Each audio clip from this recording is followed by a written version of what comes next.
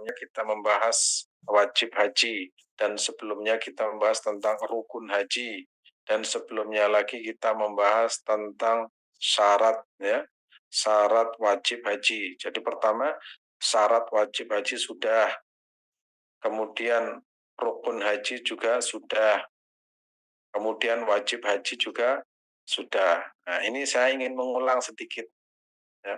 Kalau semuanya kan insya Allah sudah eh, mencukupi sebagai seorang muslim untuk menunaikan ibadah haji, yaitu syarat wajib haji, yaitu Islam. Alhamdulillah kita sudah beragama Islam, kemudian sehat, Alhamdulillah kita sehat ya, sehat fisiknya dan insya Allah juga sehat rohaninya. Ya, kemudian berakal, Alhamdulillah kita berakal semua ya, sehat akalnya, fisiknya sehat, nah, kemudian akalnya juga sehat. Kemudian sudah balik, Alhamdulillah bukan hanya balik, super balik alias lansia. Ya. Sudah balik semua, berakal. Kemudian merdeka, tidak ada yang menjadi budak. Nah, kecuali satu masih belum, apakah kita kategori mustati atau mampu atau belum. Ya, insya Allah kita kalau belum mampu, kita insya Allah bisa menjadi orang yang dimampukan oleh Allah Subhanahu Wa Taala. Itu namanya syarat wajib haji. Kemudian yang kedua adalah rukun haji. Kemarin saya sampaikan rukun itu apa? Rukun itu adalah sebuah amalan, jika tidak dikerjakan maka hajinya tidak sah. Nah, apa contohnya? Yaitu yang terkenal adalah wukuf di Arafah. Sudah melaksanakan tawaf, ya, sa'i, kemudian cukur rambut, tapi tidak wukuf, nah, nggak sah wukuf itu rukun ya, rukun haji. Jadi itu salah satu contoh ya, salah satu contoh bahwa rukun ialah sebuah amalan jika tidak dikerjakan itu tidak sah hajinya. Kemudian saya membahas juga tentang wajib haji. Apa itu wajib haji? Wajib haji itu amalan yang harus dikerjakan. Jika tidak dikerjakan, hajinya tetap sah, tapi terkena denda atau dama. Kemarin sudah kita bahas. Nah, sekarang apa? Sekarang saya akan membahas tentang sunnah haji. Sunnah itu apa? Nah, kita akan bahas dan nanti kita akan membahas secara detail tentang sunnah itu sehingga nanti kita kalau menunaikan ibadah haji atau umrah tahu ini sunnah, ini wajib. Ya. Kalau wajib itu harus. Kalau sunnah itu jika dikerjakan mendapatkan pahala, jika tidak dikerjakan itu tidak berdosa. Nah, contohnya apa? Misalkan kalau haji itu ada istilah namanya hari tarwiyah, itu dianjurkan untuk mabit di mana Mas Adit? Tanggal 8 tarwiyah itu di Mina. Nah, kok nggak bisa? Ya tetap sah hajinya, tetap sah. Apa harus ngulang? Tidak, tidak. Maka itu semua harus kita pahami sehingga kita bisa membedakan istilah-istilah rukun itu apa, istilah wajib itu apa, dan istilah sunnah itu apa. Mari kita lihat tag yang sudah saya kirimkan dari Malang ke Mas Adit. Sunnah sebelum ihram, ya, sunnah itu fikih haji ada sunnah ya. Sebelum ihram, sunnah dalam artian bahasa berarti cara, ya. Dalam arti lebih luas itu sunnah bermakna yaitu cara Rasulullah dalam melaksanakan pola hidupnya sehari-hari, baik pribadi maupun sosial. Pribadi, ya misalkan cara Nabi memperlakukan istrinya, cara Nabi memperlakukan anaknya, cara Nabi memperlakukan misalkan orang tuanya, cara Nabi memperlakukan tetangganya. Itu secara pribadi bagaimana Nabi? Cara Nabi itu makan bagaimana? Cara Nabi itu tidur bagaimana? Cara Nabi itu misalkan masuk WC gimana, keluar WC bagaimana, cara Nabi itu minum itu seperti apa, itu namanya cara ya. Pokoknya sunnah itu dalam arti bahasa namanya cara. Nah, cara yang terkait dengan pribadi Nabi, pribadi Nabi. Cara Nabi itu menghadapi istrinya yang marah bagaimana. Oh itu cara Nabi. Nah, ataupun kehidupan sosial. Bagaimana Nabi itu interaksi dengan masyarakat, bagaimana Nabi itu interaksi dengan orang non-muslim, bagaimana cara Nabi interaksi itu dengan para sahabat, bagaimana Nabi itu interaksi dengan misalkan dengan lingkungan, bagaimana cara Nabi itu berinteraksi dengan misalkan ya eh, dengan tumbuh-tumbuhan, itu semua cara Nabi. Maka ada yang sifatnya pribadi, ada yang sifatnya mungkin keluarga, ada yang sifatnya itu sosial. Dan apa yang dilakukan Nabi itu namanya cara. Nah, cara atau artinya sunnah. Nah, itu menurut apa? Pengertian bahasa. Kemudian sunnah menurut pengertian ulama ahli hadis apa? Menurut ahli hadis, sunnah adalah semua perilaku Nabi, ya, semua perilaku Nabi, ya, semua perilaku Nabi yang terkait dengan lisan atau ucapan atau tindakan atau keputusan. Maka dalam bahasa Arab disebut dengan mawaroda nin Nabi Sallallahu Alaihi Wasallam qaulan wa fi'lan wa iqraran. Apa yang bersumber dari Nabi, baik itu ucapan atau perilaku atau keputusan Nabi. Misalkan begini, ucapan Nabi. Nabi pernah mengucapkan ini tapi Nabi tidak melakukan, maka itu namanya sunnah. Nah, Nabi mengerjakan tapi tidak pernah mengucapkan, itu juga sunnah. Nabi tidak mengucapkan dan tidak melakukan, tapi Nabi itu melihat, terus Nabi tidak komentar, mendiamkan, itu juga sunnah. Jadi sunnah itu sifatnya luas, ya, sifatnya itu luas. Saya beri contoh misalkan. Nabi, ya, Nabi Muhammad SAW menyatakan misalkan barang siapa yang beriman kana yu'minu billahi wal yaumil akhir falyukrim jarahu. Barang siapa yang beriman kepada man kana yu'minu billahi wal yaumil akhir, barang siapa yang beriman kepada Allah dan hari akhir falyukrim jarahu, maka hendaknya memuliakan tetangganya. Nah, berarti memuliakan tetangganya itu hukumnya sunnah. Nah, sunnah. Kalau kita punya tetangga kok bertengkar, berarti tidak melakukan sunnah. Nah, padahal di kota-kota besar kadang itu tidak kenal dengan tetangganya, berarti tidak melaksanakan sunnah dalam ilmu sosial. Nah, tapi mungkin melakukan ibadah secara pribadi. Kok bertengkar dengan tetangganya, itu tidak melaksanakan sunnah. Nah, itu. Oleh karena itu ilmu sosial itu, dalam ilmu sosial itu sifatnya lebih luas.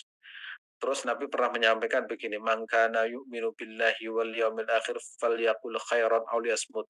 Barang siapa yang beriman kepada Allah dan hari akhir falyaqul khairan, hendaknya berucap yang baik atau diam.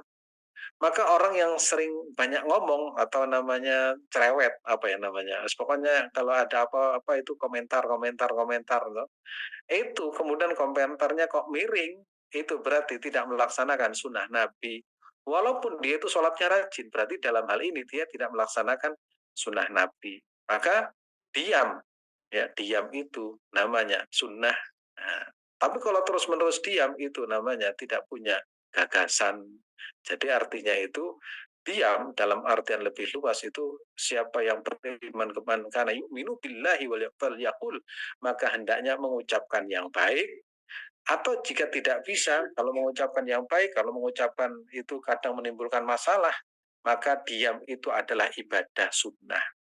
Nah, sekarang sudah mulai terkikis ibadah sunnah diam ini, karena masing-masing itu banyak bicara di di publik, bahkan membincangkan keburukan orang lain, berlomba-lomba membincangkan kesalahan dan keburukan orang lain, padahal Nabi itu memerintahkan diam. Nah, diam dalam hal ini namanya sunnah Nabi. Misalkan ceramah, misalkan, tapi ceramahnya itu kan yang disampaikan kok kekurangan-kekurangan orang lain. Padahal kesunahannya Nabi itu adalah menutupi kekurangan orang lain. Bahkan dalam satu hadis, man sataro, barang siapa menutupi aib seseorang, maka Allah akan menutup aibnya di dunia maupun akhirat. Nah, kenapa Islam itu memerintahkan menutup orang lain agar berbeda dengan orang Yahudi? Orang Yahudi itu kalau tetangganya atau temannya punya kesalahan, itu dicatat. Setelah dicatat, ditaruh di depan pintunya, si A tadi malam melakukan ini supaya mereka tahu. Biar tidak berbeda, biar tidak sama dengan orang Yahudi, kalau ada kesalahan orang lain jangan diceritakan, apalagi diumbar melalui medsos, karena apa? Itu berarti bertentangan dengan sunnah. Nah, sunnah dalam hal sosial. Jadi sunnah menurut pengertian ulama ahli hadis adalah ma warada anin Nabi sallallahu alaihi wasallam qaulan wa fi'lan, ya, baik tutur atau perilaku atau sesuatu yang Nabi itu melihat tapi Nabi tidak komentar iya dan juga tidak komentar tidak, itu juga sunnah. Nah, menurut ulama fikih, ya, sunnah adalah sebuah amal, amal ibadah jika dikerjakan mendapatkan pahala, jika ditinggalkan tidak berdosa. Dalam bahasa Arabnya yutsabu fa'iluhu wa la yu'aqibu tarikuhu. Kalau melaksanakan mendapatkan pahala, kalau tidak dikerjakan tidak berdosa. Contohnya apa? Contohnya apa? Sholat sunnah. Ya, sholat sunnah setelah maghrib. Kalau tidak dikerjakan, tidak apa-apa. Tidak apa-apa. Sholat tahajud, ya sunnah, sunnah Nabi. Ya, kemudian pakai busana misalkan. Kalau kita pakai busana apa? Menurut ulama fikih, wajibnya itu apa? Menutup aurat, menutup aurat. Kemudian kok ada orang pakai sarung, ya nggak apa-apa. Kalau orang Indonesia pakai sarung, kalau orang Arab pakai jubah, ya pakai jubah. Nah kalau orang Amerika, ya, orang Islam itu pakai apa? Pakai busana rapi, pakai dasi, ya nggak apa-apa. Karena apa? Esensinya adalah menutup aurat. Adapun warna, misalkan warna kesukaan Nabi seperti apa, kemudian bentuk busana Nabi itu seperti apa. Nah itu nanti masuk kategori apa? Sunnahnya seperti dan wajibnya. Wajibnya adalah menutup aurat, ya. Wajibnya adalah menutup aurat. Nah ini namanya sunnah dalam pengertian bahasa, sunnah dalam pengertian ulama ahli hadis, dan sunnah dalam pengertian ulama fikih. Nah, nanti akan saya bahas terkait dengan khusus haji dan umroh. Nah, coba kita lihat.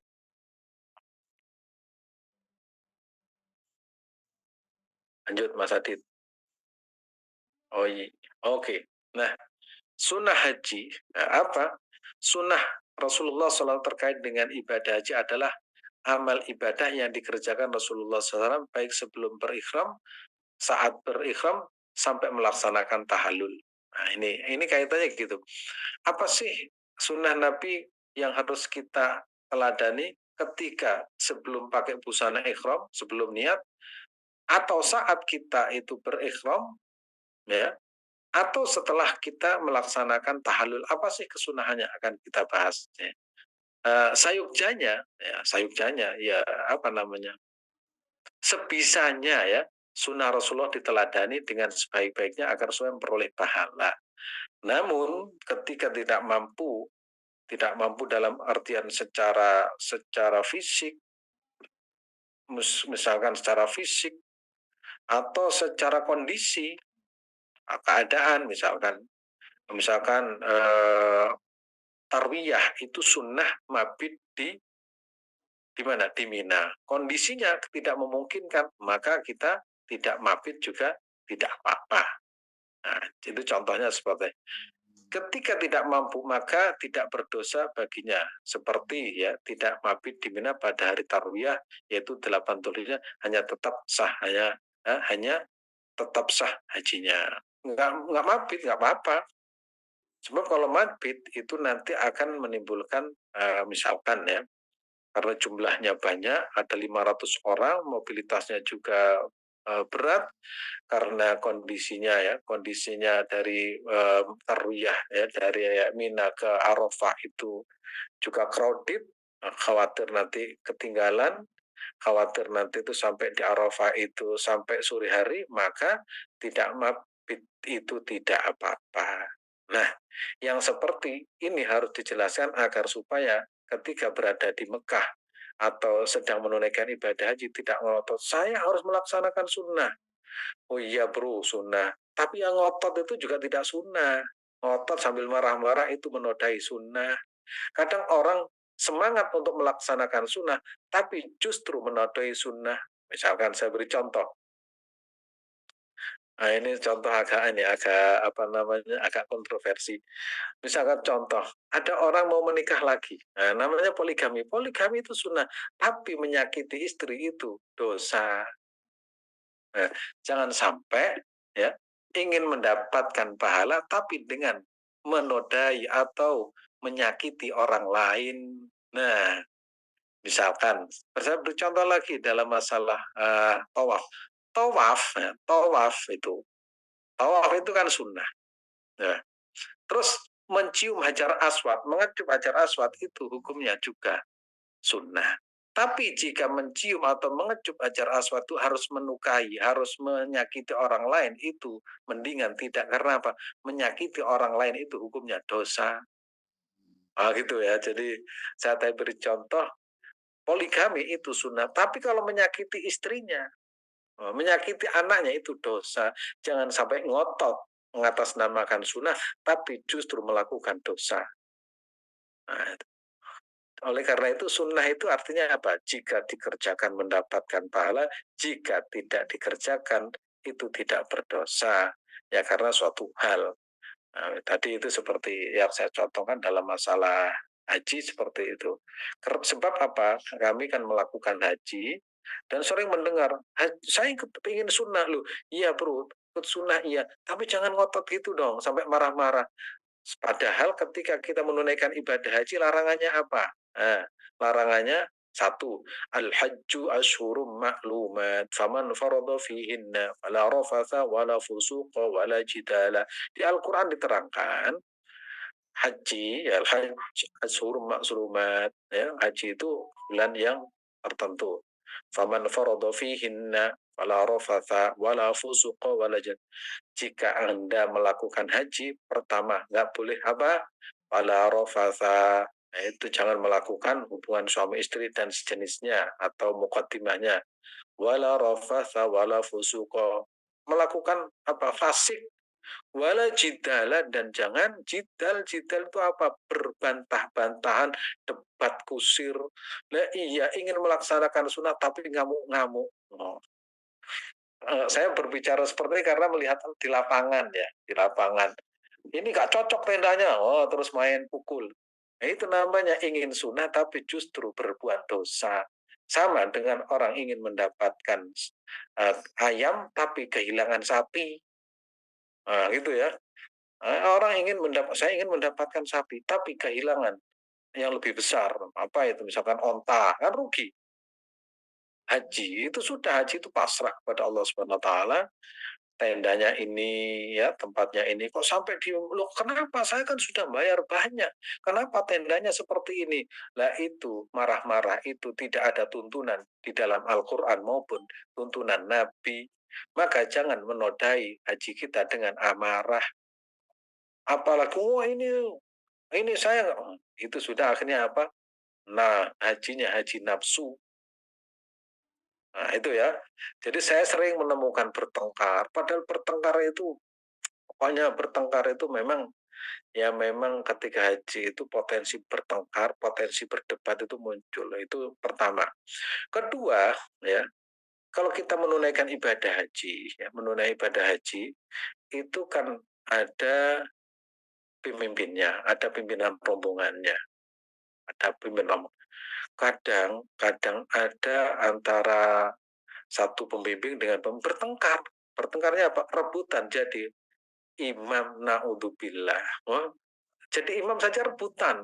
Saya yang lebih, padahal itu tidak diperkenankan. Wala rafatha wala fusuqa wala jidala fil hajj.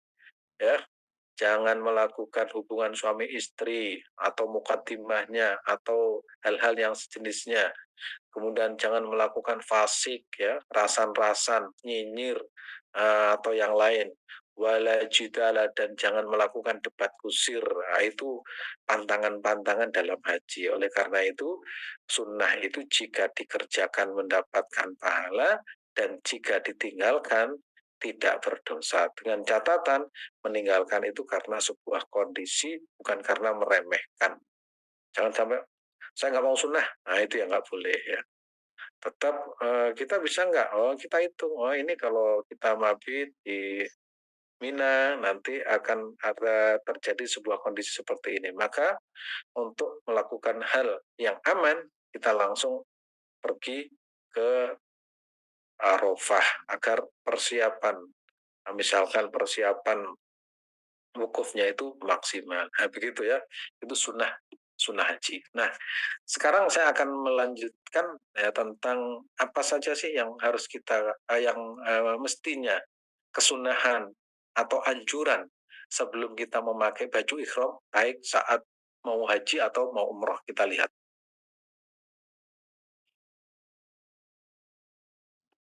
Nah, pertama ya, sunnah sebelum niat ihram ya. Sebelumnya kan contohnya begini. Nanti kalau kita mau menunaikan ibadah haji atau umroh, menunaikan ibadah haji atau umroh, kita kan berangkatnya dari Indonesia. Nah, ketika kita berangkat dari Indonesia, itu akan menggunakan mikot. Mikot itu kita akan memulai titik awal untuk menunaikan ibadah haji atau umroh itu mikotnya orang Indonesia itu kan di Alam Lam. Ya, di Alam Lam nanti saya akan jelaskan tentang Alam Lam. Di Alam Lam. Nah, di situ titik awal untuk memulai berbusana ihram dan dibarengi dengan niat. Nah, sebelum kita melakukan niat dan dibarengi dengan busana ihram, kesunahnya apa sih yang harus kita lakukan? Kesunahannya ya. Artinya apa yang dianjurkan? Pertama, memotong kuku ya. Nah, jadi sebelum berangkat mungkin di Indonesia kukunya yang panjang itu dipotong dirapikan. Ya, kuku yang ada di tangan dan juga yang di kaki. Kemudian merapikan rambutnya yang nyerongot-nyerongot ya, yang apa jekrik-jekrik itu ya, itu dirapikan khususnya laki-laki. Kumisnya yang menutupi bibirnya itu juga dirapikan ya. Kumisnya ya, jenggotnya itu juga dirapikan, tidak dipotong tapi dirapikan. Kemudian bulu ya, bulu ketiak itu yang sampai gondrong ya, sampai ketiaknya itu sampai ke panjangan itu dipotong. Nah, kemudian dipotong, dirapikan. Bahkan Syekh Abdul Fattah Rawan dalam kitab syarah uh, Al-Idah fi Manasikil Hajj wal Umrah. Syekh Abdul Fattah ini guru saya waktu saya ngaji di Mekah. Yang suami istri sebelum berangkat misalkan sehari sebelum berangkat hendaknya berkumpul terlebih dahulu. Loh kok dianjurkan? Iya, agar supaya nanti itu ketika proses pelaksanaan umroh atau haji itu sudah menuntaskan urusan biologisnya. Sebab kalau belum dituntaskan, nanti itu melihat, loh ini orang Iran kok lebih cantik dari India kok lebih cantik dari istri saya. Atau misalkan yang istrinya mengatakan, oh ternyata orang di sini tuh ganteng semua. Yang paling jelek adalah istri saya, apa suami saya. Itu kan bahaya. Sehingga ada guyonan begini, ada orang Indonesia menunaikan ibadah haji dan umroh sampai di Mekah itu kan berkumpul dengan berbagai etnis ya, dengan orang Iran, dengan orang India, dengan orang Pakistan, dengan orang Eropa, dengan orang Syria, dengan orang Libanon, kemudian eh, seorang seorang suami itu nangisnya selama ini ternyata semua orang itu cantik semua, ternyata yang jelek itu istri saya sendiri loh. Terus istrinya mendengar, ternyata sama, semua orang saya lihat ganteng, yang jelek adalah suami saya sendiri. Nah, oleh karena itu ya, Syekh Abdul Fattah itu menganjurkan sebelum kita berangkat berniat memakai busana ihram dan niat itu dianjurkan berkumpul suami istri. Insya Allah aman ya. Kalau tidak punya istri, yang kedua mandi dulu ya, mandi sunnah ihram, mandi sebelum berbusana ihram mandi. Ya mandinya seperti mandi biasa ya. Nanti ada mandi sunnahnya seperti apa, nanti ada. Kalau mandi itu kalau pakai siwur ya kanan dulu, ya kalau pakai shower langsung ya. Bisa bisa mandi yang bersih, ya kotoran-kotoran yang melekat di tubuh itu dibersihkan dan najis sudah bersih ya, jenggotnya sudah bersih, bulu-bulu yang di tubuh itu sudah rapi, ya sudah berkumpul sama istri dan mandi ya, berarti mandinya mandi double. Nah, yang ketiga ya, memakai baju ikhram berwarna putih. Wah, bajunya kalau bisa warna putih. Ya seperti yang kita miliki itu. Busananya warnanya putih. Loh gimana? Boleh nggak warna hitam? Oh boleh. Cuma nanti dikira nanti dukun nanti. Oh ini kok ada dukun ya? Boleh ya, boleh. Nggak ada larangan. Atau batik ya nggak apa-apa. Ya, tapi kesunahannya itu warna putih. Cuma nanti kalau tidak pakai warna putih itu dikira aneh kan. Ini haji apa ini kok warnanya beda. Ya, sunnahnya warnanya putih. Nah, bagi perempuan itu boleh juga warna putih dan juga boleh warna hitam, boleh. Tapi ini tidak harus ya, karena tadi saya sampaikan ini sunnah tidak harus, sehingga kita akan menemukan orang Mesir busananya seperti apa, nanti orang Afrika busananya itu kadang batik, nanti orang Indonesia busananya juga reno-reno macam-macam, orang Bangladesh itu juga beda, kadang orang Bangladesh itu warnanya hitam kemudian jilbabnya biru, biru hitam, orang Indonesia ada yang merah, pokoknya ya boleh dan tidak dilarang. Kalau orang-orang Indonesia atau orang-orang yang menggunakan busana macam-macam itu sebenarnya ingin memperlihatkan identitas. Ya, identitas apa namanya, travelnya atau identitas KPI-nya supaya apa? Kalau hilang gampang, oh baju ini itu jamaah saya. Sebab orang Indonesia kan orang desa ya, orang dari kampung nggak pernah ke kota tiba-tiba langsung ke kota sini Mekah. Begitu sana kaget, ketika hilang nggak bisa membaca, maka bisa dilihat dari busananya. Ada tanda tanya, oh, ini busananya ini. Sebenarnya itu saja yang menjadi tujuan KPI atau menjadi tujuan travel biro biro haji dan umroh, dan alhamdulillah ya segitu menggunakan seragam putih, ada identitasnya sehingga gampang, tugasnya gampang. Kalau misalkan ada yang hilang, wah Mas Adit nyari, oh ini langsung ketemu ya. Kemudian yang keempat, memakai wewangian di badan yang tidak menyengat dan tidak mengganggu sekitarnya.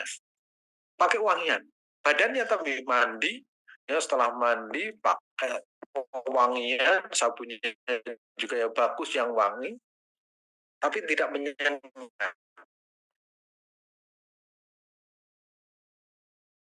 Sampai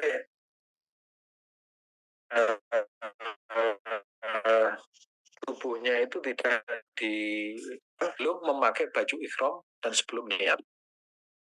Kemudian setelah itu melaksanakan sholat 2 rakaat ya, dengan niatan rakaat 2 ikhram ya, apa 2 rakaat untuk ikhram ya, 2 rakaat. Rakaat pertama membaca surat Al-Kafirun dan rakaat kedua membaca surat Qul huwallahu ahad, dan itu setelah membaca surat Al-Fatihah. Jangan sampai surat Al-Kafirun terus Al-Fatihah, ya seperti urutannya ya. Setelah membaca surat Al-Fatihah pada rakaat pertama dilanjutkan membaca surat Qul ya ayyuhal kafirun. Ya, rakaat kedua setelah membaca surat Al-Fatihah membaca Qul huwallahu ahad. Tuh, apa boleh membaca yang lain? Boleh, boleh. Ya boleh. Tapi kalau terlalu panjang nanti ditinggal sama rombongannya. Wah, mentang-mentang hafal Quran, sholat sunnah yang dibaca itu surat Tabarok. Padahal petugasnya itu sudah teriak, cepat, cepat, ini sudah diobrak-abrik sama tugas Arab Saudi. Sebentar saya akan membaca surat Tabar. Iya kan, yang paling dianjurkan adalah baca Qul ya ayyuhal kafirun la a'budu ma ta'budun. Pokoknya Bapak Ibu kalau bisa surat Al-Kafirun dan Qul huwallahu ahad itu sudah hafal ya. Dari sekarang kalau belum hafal dihafalkan. Agar supaya apa? Agar supaya mudah. Sholat apapun ya, sholat sunnah apapun itu dianjurkan membaca Qul ya ayyuhal kafirun. Nah, sholat wajib juga nggak apa-apa. Pokoknya apapun sholatnya, Qul ya ayyuhal kafirun dan apa al ikhlas bacaannya. Ini bagi apa? Bagi yang tidak mempunyai kemampuan untuk membaca yang lain. Kalau yang mempunyai kemampuan baca yang lain, tak baca ini. Kalau kita kan enggak, sholat subuh kulhu, sholat zuhur kulhu, sholat asar kulhu, sholat maghrib kulhu, sholat isya kulhu, apapun sholatnya kulhu wallahu ahad bacaannya. Tapi nggak apa-apa, itu boleh ya, boleh sah. Kemudian yang bertutup kepala, ya memakai sempak, ya itu bagi laki-laki ya, bagi laki-laki. Kemudian nggak boleh pakai sepatu, nah, karena menutupi mata kakinya. Juga tidak boleh memakai kolor, kaos dalam nggak boleh. Nah, kenapa ini saya sampaikan? Kadang masih terjadi kesalahpahaman. Ada jamaah haji, jamaah umroh setelah melaksanakan semua rangkaian tawaf selesai, terus tiba-tiba busananya itu lepas di depan teman-temannya. Wah, dilepas loh. Ternyata dalamnya itu pakai kolor. Loh Pak, kok pakai kolor? Loh, kenapa? Nah, minta maaf pada Allah SWT, tapi ada dendanya. Kenapa tidak tahu? Kenapa tidak tahu? Karena tidak pernah ikut manasik, mengendengkan. Padahal ibadah haji itu kenapa harus sering-sering belajar, karena memang antara antara ilmu dan prakteknya itu kadang kita punya ilmunya tapi nggak praktek-praktek karena apa? Nggak punya duit. Sehingga begitu nabung selama 10 tahun baru berangkat, setelah itu tidak ilmu. Maka di sini ya dilarang memakai pakaian berjahit bagi pria seperti sarung, gamis serta topi penutup kepala, sempak, kemudian memakai kolor, kaos kaos dalam itu tidak boleh. Nah, kalau bagi perempuan tuh ditutup semua, malah harus rapat-rapat kecuali menurut madhab Syafi'i wajah dan tangan itu. Nah, ini apa namanya? Telapak. Telapak itu dibuka, ya itu. Ini sebelum ya, sebelum dan kita sudah mengerti, insya Allah kita paham dan nanti kalau menjadi jamaah haji bisa melaksanakan dengan sebaik-baiknya. Kita lanjutkan.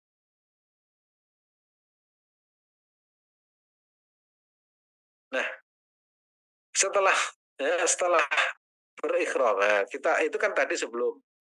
Ketika sudah berikhram, ketika misalkan ya, ketika sudah pakai busana ikhram dan niat, sudah hafal kan niatnya? Nawaitu al-hajja wa ahramtu bihi lillah atau labbaik Allahumma hajjan. Setelah setelah apa namanya? Setelah sholat 2 rakaat ya, kemudian niat nawaitu al-hajja wa ahramtu bihi lillah. Labbaik Allahumma. Apa sih yang harus kita kerjakan ketika sudah berseragam baju putih? Pertama, memperbanyak membaca talbiyah sebelum niat ihram ya. Jadi setelah setelah niat ihram. Labbaik Allahumma labbaik. Labbaik la syarika laka labbaik. Innal hamda wan ni'mata laka wal mulk la syarikalah. Terus bacanya itu dianjurkan, disunahkan itu keras. Jangan geremeng. Kalau geremeng ya juga nggak apa-apa. Misalkan, labbaik Allahumma labbaik, labbaik la syarika lak. Lo baca apa? Ya, disunahkan, labbaik Allahumma labbaik, labbaik la syarika laka labbaik, innal hamda wan ni'mata laka wal mulk la syarikalah. Itu bagi laki-laki, kalau perempuan biasa-biasa saja. Ya, bagi laki-laki membaca talbiyah dan suaranya itu dikeraskan. Kenapa? Filosofinya begini. Haji itu kan memenuhi panggilan Allah Subhanahu wa taala. Karena kita memenuhi panggilan Allah Subhanahu wa taala, maka hendaknya kita itu kalau dipanggil itu, kita itu apa? Kalau bahasa Jawanya itu kalau dipanggil kita semaur. Semaur itu apa? Menyambut panggilan dengan apa? Labbaik Allah, ya Allah, aku penuhi panggilanmu dengan suara keras. Yang manggil kan seneng. Yang dipanggil, ya, yang dipanggil menanti 10 tahun kemudian datang. Oh, itu kan seneng. Ya Allah, aku datang penuhi panggilanmu ya Allah. Oh, itu kan seperti itu bahasa Indonesianya. Jangan sampai dipanggil, ya Allah, aku penuhi panggilanmu ya Allah, aku penuhi panggilan. Itu kan yang manggil itu ini sungguhan apa enggak dipanggil kok apa namanya baca talbiyahnya itu kayak orang malas-malasan. Semangat. Labbaik Allahumma labbaik. Ya Allah, aku penuhi panggilanmu. Aku penuhi panggilan. Labbaik Allahumma labbaik. Labbaik la syarika laka labbaik. Innal hamda. Itu semangat. Itu seneng kan. Kalau kita punya anak, nah, kemudian panggil. Nah, datang, iya Pak, semangat, siap. Itu kan seneng. Nah, kita punya anak, terus dipanggil. Nah, datang ke sini. Kemudian, iya Pak, memang ngapain kok saya dipanggil? Saya lagi enak. Itu kan orang tua, "Oh, gimana ini?" Nah, itu sama. Saya ilustrasikan seperti itu, apalagi yang memanggil Allah Subhanahu wa taala, maka dianjurkan dengan suara keras. Tapi kalau suaranya lemes ya nggak apa-apa. Labbaik Allahumma labbaik, labbaik la syarika laka labbaik, innal hamda ya nggak apa-apa, tetap sah ya, tetap kesunahannya itu semangat ya membaca talbiyah terus menerus ya. Misalkan dari Jeddah sampai mana? Sampai ke Mekah itu memperbanyak talbiyah. Terus membaca yang lain oh, boleh, boleh. Misalkan diselingi misalkan labbaik Allahumma labbaik labbaik la syarika laka labbaik innal hamda wan ni'mata laka wal mulk la syarika lah. Terus diselingi Allahumma sholli ala Muhammad Allahumma sholli alaihi wasallim boleh diselingi ya. Yang tidak boleh itu diselingi dengan dangdut. Nah, itu nggak boleh. Habis talbiyah, kita ganti ini biar ya jangan, jangan. Pokoknya kalau sudah ngantuk tidur ya sambil baca sholawat, baca zikir, tasbih, tahmid sambil ngantuk-ngantuk ya gitu. Jadi diselingi dengan bacaan-bacaan yang lain itu boleh. Baca istighfar ya. Sampai kita sampai di mana? Sampai di Mekah ya, sampai di Mekah. Begitu sampai di Mekah kita itu kan kalau urutannya itu di hotel terlebih dahulu, kemudian tasnya ditaruh, kemudian eee, mengambil wudhu kembali karena akan melaksanakan tawaf, ya, ya. Maka begitu sampai di depan Masjidil Haram, kita bayangkan kita berada di Masjidil Haram membaca doa, ya, membaca doa untuk melihat Ka'bah. Di situ sudah ada tuntunannya melihat inna hadzal bait baituka wal harma wal harum harmuka. Oh, itu dibaca doa. Apa? Bersyukur kepada Allah Subhanahu wa taala atas karunia-Nya yaitu bisa menginjakkan kaki kita di tanah tempat kelahiran Nabi, di tanah di mana Allah turunkan wahyu, di mana tanah diturunkan Al-Qur'an, di mana tanah di situ tempat turunnya para malaikat, tempat bertemunya para kekasih-kasih Allah, maka kita bersyukur membaca doa untuk mengagungkan Ka'bah. Nah, setelah doa seperti itu, ada yang nangis, ya, ada yang sujud syukur atas nikmatnya, ada yang santai-santai karena apa? Sudah sering umroh. Makanya biasanya orang yang umroh atau haji pertama kali itu dibarengi dengan tangisan, haru. Karena apa? Makna tangisan apa? Haru, senang, bahagia. Ada yang menangis ya bukan karena haru. Karena apa? Karena apa namanya ingat ya ingat orang tuanya, kadang ingat anaknya, kadang ingat kambingnya, kadang ingat nah, yang paling seru tadi itu ingat apa, sawahnya dijual. Oh, nangisnya ternyata bukan karena haru, karena apa? Wah, sawah saya sudah saya jual ini, gimana ini? Nangis itu kan macam-macam, tapi insya Allah kalau kita nangis itu karena senang dipanggil oleh Allah Subhanahu wa taala melihat Ka'bah ya. Setelah berdoa, baru kemudian niat tawaf, masuk Masjidil Haram melalui pintu Malik Abdul Aziz atau pintu Malik Fahad masuk ya. Kalau dulu zaman Rasulullah SAW itu masuknya lewat Babus Salam. Kesunahannya Babus Salam, tapi ditutup Nah, ditutup nggak bisa. Kan kita nggak boleh ngotot. Loh, sunnahnya kan masuk dari sini. Wah, Arab Saudi ini nggak pencinta sunnah. Ya, jangan begitu kali. Ya, itu karena apa? Kondisinya crowded sehingga dialihkan. Tapi kesunahannya itu dari Babus Salam. Dari Babus Salam. Babus Salam sekarang apa? Ditutup, nggak bisa lewat. Ya, nggak bisa lewat. Karena apa? Perubahan fisik Masjidil Haram. Ya, lalu kemudian berniat tawaf ya. Nah, tawaf sendiri itu niatnya harus harus niat tawaf. Jangan sampai saya mau tawaf sambil mencari teman lu nggak bisa. Niat ya niat tawaf. Jangan sampai tawaf kemudian ada ini ada teman saya dikejar waktu itu. Jadi niat tawafnya itu dipasang dulu sebelum masuk Masjidil Haram. Baru kemudian masuk Masjidil Haram dengan kaki kanan terlebih dahulu dengan baca Allahumma sholli ala Muhammad, Allahumma sholli ala Muhammad, Allahumma sholli ala Sayyidina Muhammad, kemudian Allahumma ftahli abwaaba rahmatik, ya. Allahumma ftahli abwaaba rahmatik, kemudian kaki kanan masuk terlebih dahulu. Nah, kemudian baru menuju Baitullah untuk melaksanakan tawaf. Tawaf apa? Tawaf kedatangan namanya tawaf kudum. Nah, selama tawaf kudum itu hendaknya kesunahnya berlari-lari kecil ketika tawaf kudum pada 3 putaran. Lari-lari kecil. Itu kalau memungkinkan, sebab kalau padat merayap, itu jangankan lari. Bergerak saja itu mengikuti arus. Bergerak saja itu mengikuti arus. Kadang kaki kita kena injak, kadang kita itu kena pepet, kadang, wah pokoknya nah itu seru. Kalau haji itu kan seru ya.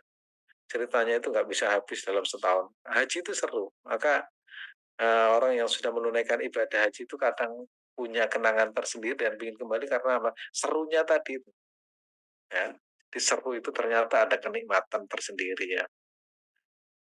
Kemudian melaksanakan sholat 2 rakaat setelah merampungkan tawaf. 2 rakaat saja. Ya, 2 rakaat. Setelah tawaf selesai, melaksanakan sholat 2 rakaat, ya. Kemudian dilanjutkan dengan doa. Nah, ini kesunahannya, ya kesunahannya itu di belakang makam Ibrahim, ya di belakang makam Ibrahim atau di Hijr Ismail, tapi kedua-duanya itu padat sehingga untuk orang-orang seperti kita yang usianya itu kewut-kewut, ya kewut itu bacanya dari belakang, tuwek-tuwek ya, kewut bacanya, kewut ya. Usianya itu STW, setengah tua, itu kadang kondisinya tidak mampu, maka kita mengambil jarak yang lurus dengan makam Ibrahim. Apa harus di situ? Tidak ya. Di tempat yang lain boleh, tapi kesunahannya di situ.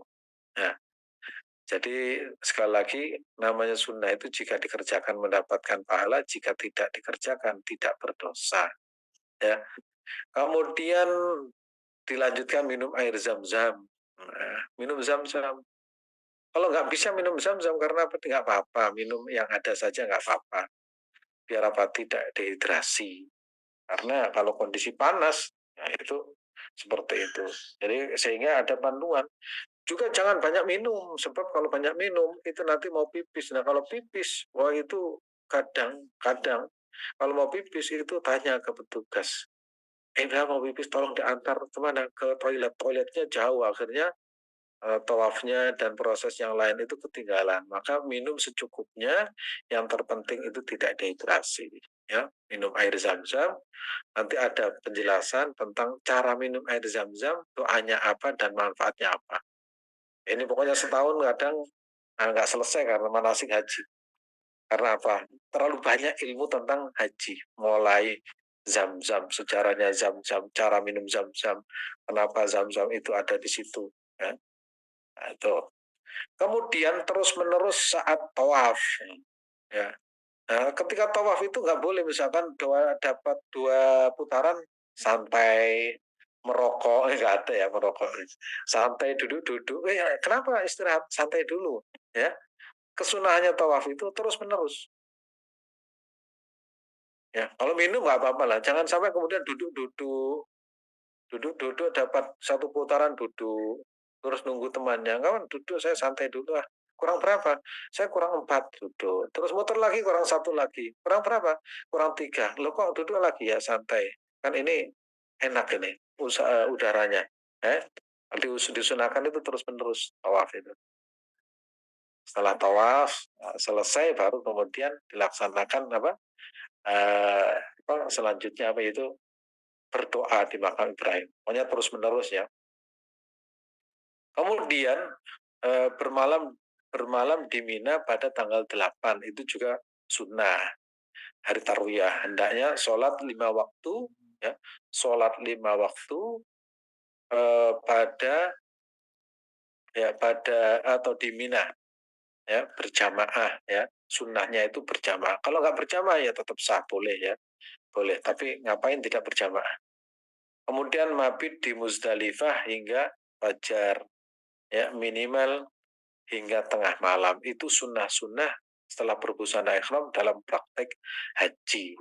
Ya, mudah-mudahan kita bisa melaksanakan semuanya. Jika tidak bisa melaksanakan semuanya, minimal tidak ditinggalkan semua. Dan masih banyak lagi sunnah-sunnah dan mudah-mudahan Allah takdirkan kita bisa menunaikan ibadah haji. Saya kembalikan waktunya kepada Mas Adit, silahkan.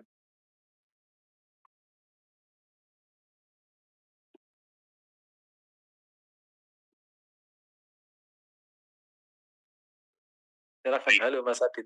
Siap Ustaz. Oke, maaf. Ya, baik, terima kasih Ustadz Azim atas ilmunya. Alhamdulillah Bapak Ibu, ucap hamdalah, alhamdulillahirabbil alamin. Mudah-mudahan bermanfaat ya materi pada pagi hari ini. Ya, Mas Allah. Saya cari muka saya kemana ada.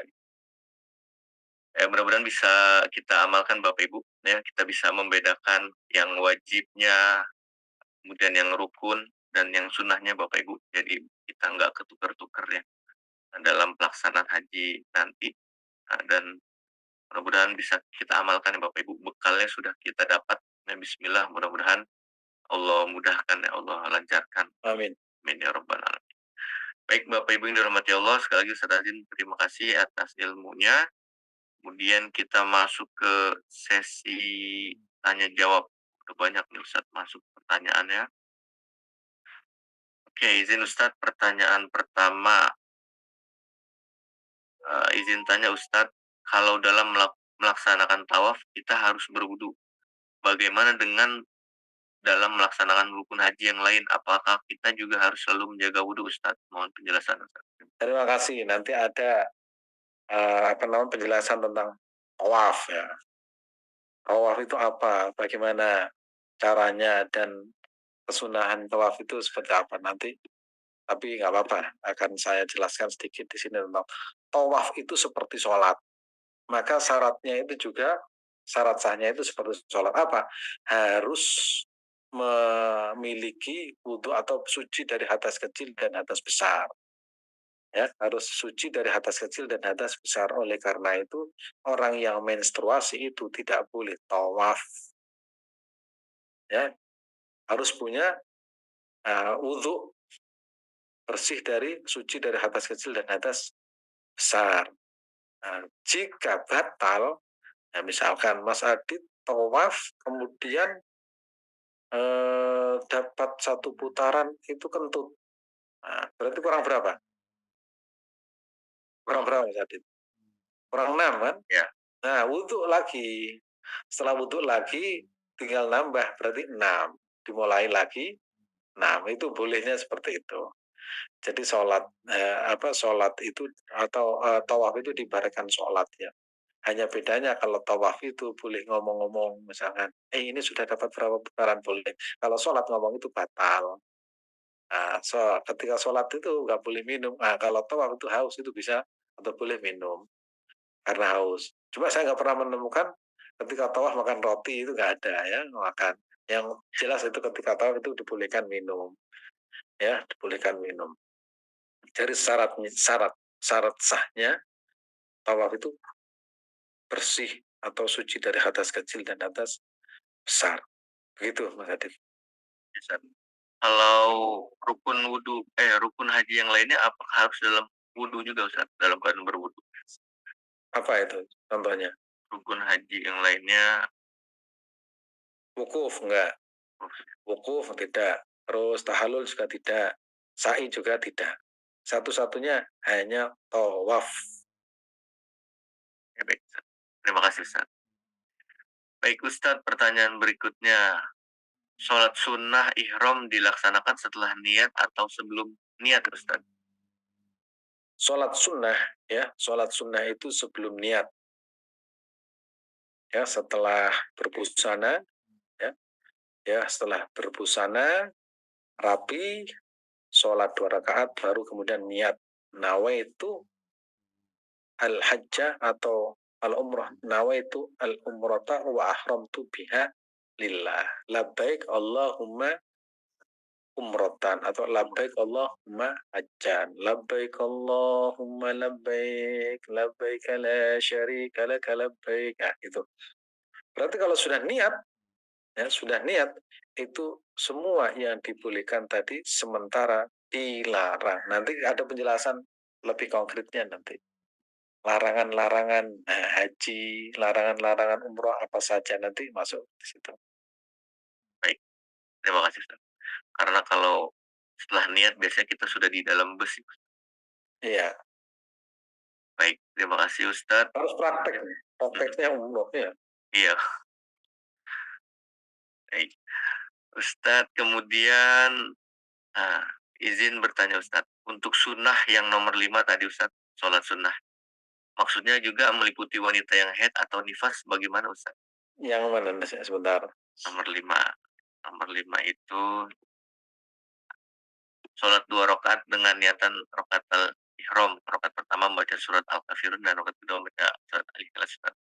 Nah, Meliputi wanita lagi. tadi saya ibaratkan, ya, tawaf itu seperti sholat.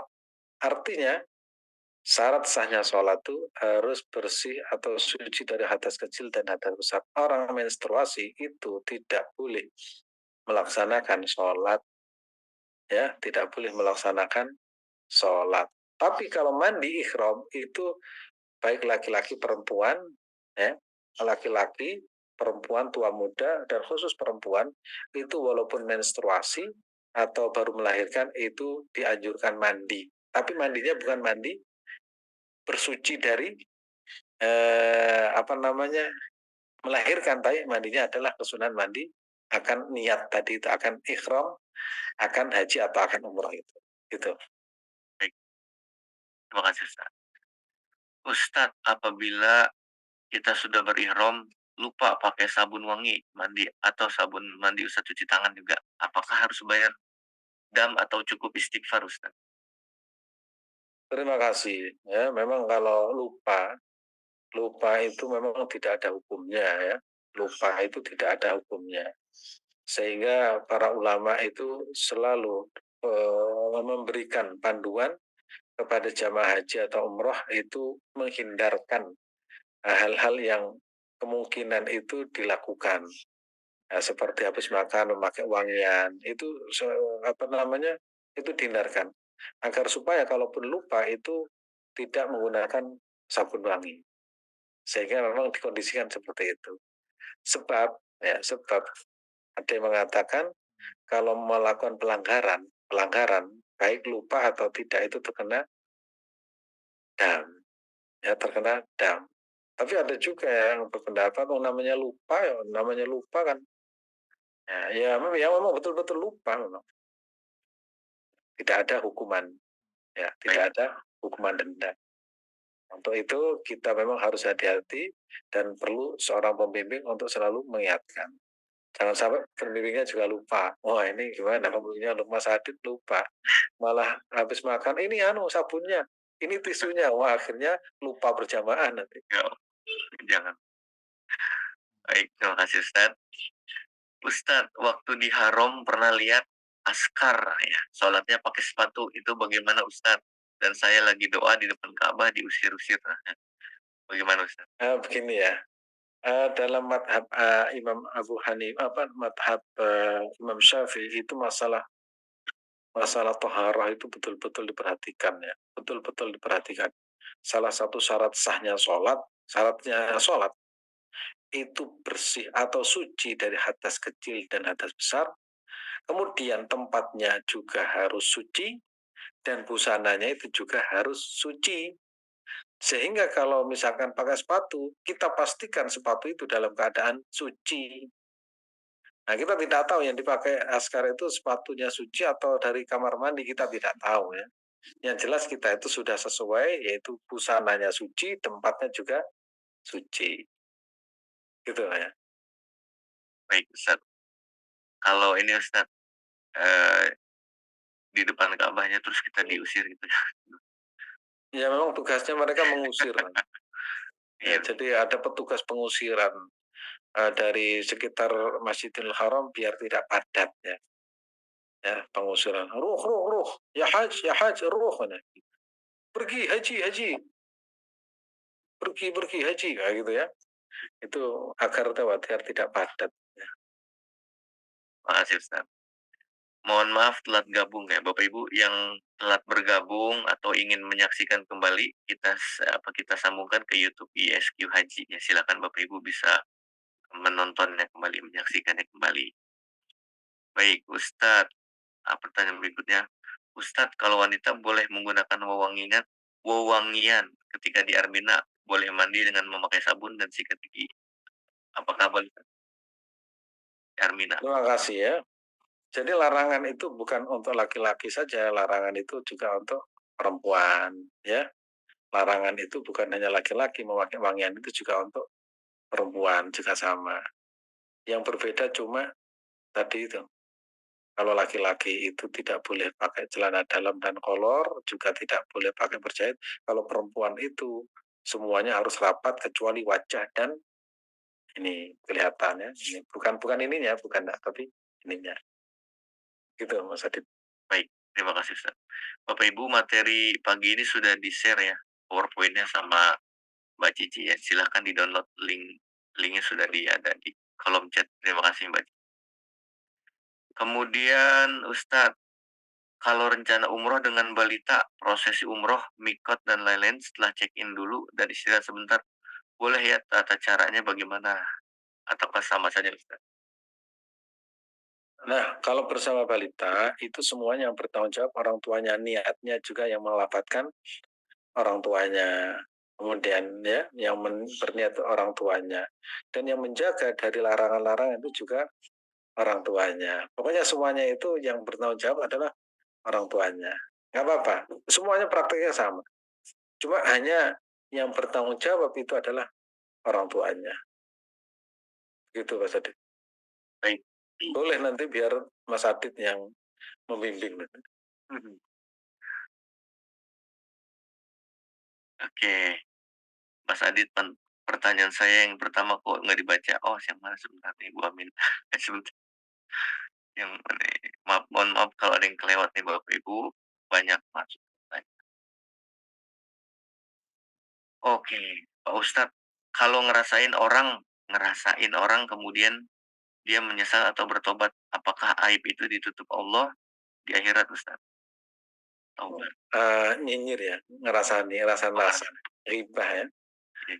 ribah ya, ribah itu nggak boleh ya. Nggak ada, misal nggak ada ribah syar'i, nggak ada. Ribah itu ya pokoknya dilarang ribah itu. Nggak boleh misalkan, ini kan lawan politik saya, nggak mau tetap ya salah, tetap dosa. Tapi namanya manusia itu hidup tanpa ribah rasanya kurang seru. Sehingga kadang kita ribah, terus kita digibahi itu biasa dalam kehidupan sehari-hari. Tapi kita kalau mengerti bagaimana bahaya riba itu pasti akan apa namanya, tidak mau mengunjingkan keburukan orang lain. Sebab kalau kita diperbincangkan keburukannya kita juga tidak mau. Maka jangan sampai kita melakukan sesuatu yang mana jika kita dibalas kita tidak suka. Sehingga kalau kita misalkan sering membincangkan keburukan orang lain, ya kalau kita diperbincangkan ya jangan marah, gitu saja. Nah, insya Allah kalau kita sering menjaga ya tidak membincangkan keburukan orang lain, maka Allah juga akan menjaga kita, akan menjaga kita. Itu kalau di Al-Quran itu ada kaidah in ahsantum min anfusikum wa in asatum falah. Jika kalian berbuat baik, maka sesungguhnya kalian berbuat baik kepada diri kalian. Wa in asatum falah. Jika kalian berbuat buruk, itu juga berbuat buruk kepada dirinya sendiri. hanya ilmu sosial ya, ilmu sosial kalau orang pelit ya, orang pelit itu dapatnya ya kepelitan. Kalau orang dermawan, dia di mana-mana juga akan mendapatkan kebaikan orang. Ya sudah seperti itu, ilmu sosial itu seperti itu. Kalau kita sering marah kepada orang, ya suatu saat kita akan dimarahi. Kalau kita tidak punya bakti kepada orang tua, kalau kita punya anak juga sama. Itu kayak